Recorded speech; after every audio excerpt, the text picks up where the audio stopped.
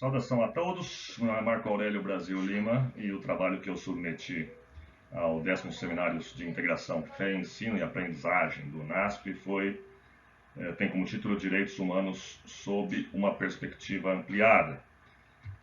O problema enfrentado é o fato de que essa doutrina dos direitos humanos ela tem sido alvo de grandes controvérsias recentemente, e muitas vezes a exposição dela em sala de aula pode inclusive dar margem a debates que não interessam ao ambiente acadêmico, a debates de cunho político, né, em um momento de muita polarização.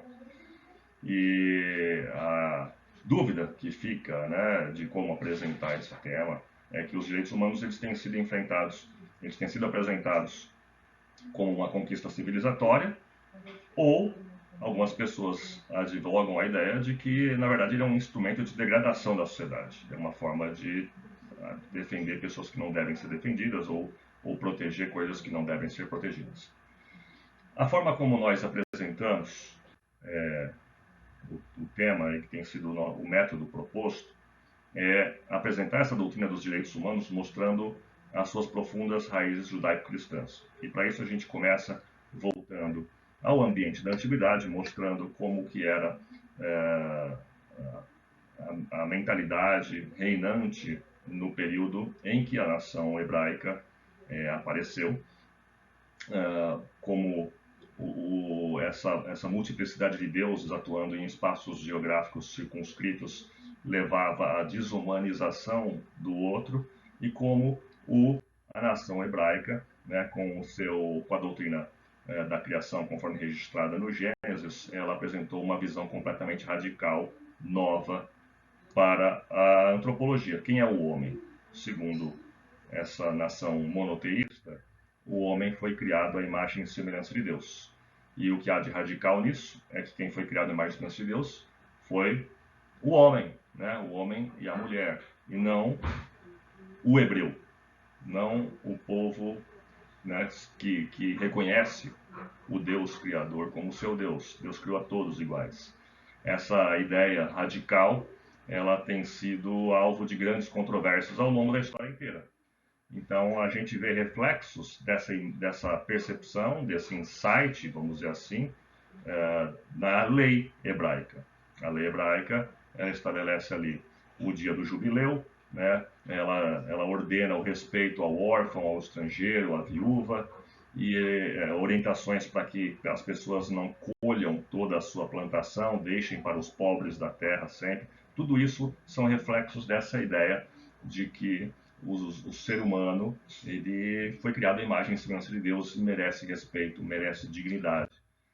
Jesus defendeu essa aplicação mais radical, né, do princípio da Imago Dei, dando atenção para pessoas que não tinham atenção, dando voz para pessoas que não tinham voz no seu período, e estabelecendo também no imaginário coletivo, no imaginário ocidental, a ideia de que um herói totalmente novo, né, um herói completamente diferente de todos os que havia até então, que é o bom samaritano.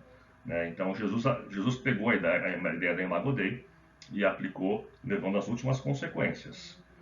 No entanto, a sociedade medieval, a sociedade cristã, né, que se estabeleceu no período histórico subsequente, ela ainda era dividida em estamentos estanques, né? Senhor feudal, clero, e esses estamentos eles não se comunicavam, não havia grande mobilidade entre eles, porque partia-se dessa premissa de que algumas pessoas são mais dignas de honra do que outras, só pelo fato de terem nascido em uma família ou outra. Então a gente apresenta esse trilho, né, que vem desde lá da criação do mundo, né, da Imago Dei, e a gente então apresenta a evolução desse pensamento, passa pela Reforma Protestante, estabelece aí uma conexão com os escritos de Kant, e aí a gente apresenta então os primeiros documentos em que aparece essa noção que é bíblica, que é judaico-cristã, né, de que todas as pessoas são iguais. Isso aparece a primeira vez, talvez uma das primeiras vezes, né, na Declaração da Independência das Colônias Norte-Americanas, depois reaparece no período da Revolução Francesa na Declaração dos Direitos do Homem e do Cidadão. A gente vê o que a falta do reconhecimento desse direito gerou, né, através de aplicações de noções de darwinismo social, né, e que redundou no Holocausto durante a Segunda Guerra Mundial, e foi o confrontamento do que uma nação cristã, uma nação desenvolvida, fez quando negou essa dignidade humana. Foi o horror, né, de se verificar o que foi feito, né, com a desumanização de populações inteiras, né, judeus, ciganos, homossexuais, deficientes físicos, deficientes mentais, a que ponto que isso chegou, que levou então o Ocidente, principalmente, né, as nações ocidentais, a concluírem pela necessidade da assinatura de um tratado internacional que defina que todas as pessoas nascem iguais, né, em direitos, né, e tem uma série de direitos que são inalienáveis, são direitos que as pessoas não podem dispor. A gente fala também a respeito de como os cristãos tiveram na origem disso, né? Muitos cristãos tiveram trabalhando para chegar até isso, né? A gente cita especialmente William Wilberforce, que foi um grande abolicionista inglês, guiado pelo seu cristianismo.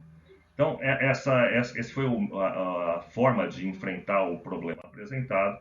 O resultado alcançado, a gente percebeu que isso desperta maior interesse dos alunos, isso evita polêmicas desnecessárias e isso atrai um novo olhar sobre o tema, alunos confessando, admitindo que têm repensado as suas posições para olhar as coisas sob um outro prisma, não cedendo a narrativas vazias, narrativas que simplificam demais a questão. Essas são as referências bibliográficas que eu utilizei. Agradeço a todos a atenção.